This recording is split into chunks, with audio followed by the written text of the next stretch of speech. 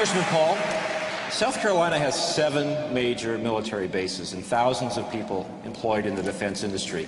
But you want to make major cuts in defense spending, several $100 billion in the coming years, that inevitably would cost South Carolina jobs. What do you say to people in this state who worry that your military plans would hurt the national security and cost South Carolina jobs? I would say your question suggests you're very confused about my position. I want to cut money, overseas money. That's what I want to do. I want to cut military money. I don't want to cut defense money. I want to bring the troops home. I'd probably have more bases here at home.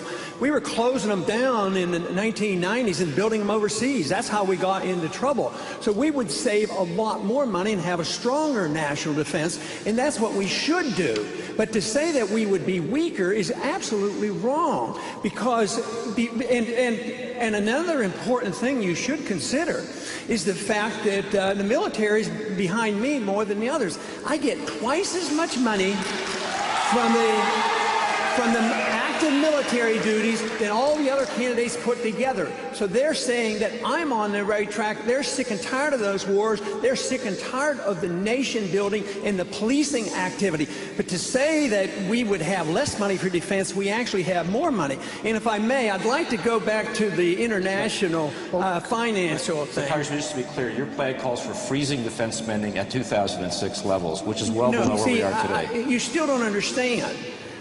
What's he missing, Congressman? You don't understand there's a difference between military spending and defense spending. Just because you spend $1 billion on an embassy in Baghdad, bigger than the Vatican, you consider that defense spending. I consider that waste. So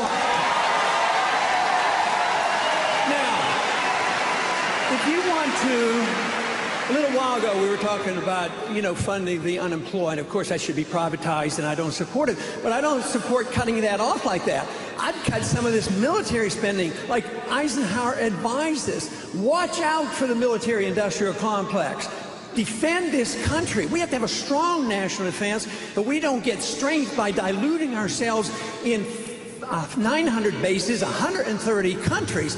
That is where the problem is. But you need to understand that there's a difference between just military spending and defense spending. Just to spend money. We understand this domestically. If you spend more money domestically, we know it's wrong, but we're supposed to spend more money, and that's conservative. I've never quite understood this. We're supposed to be conservative, spend less money. I'd like to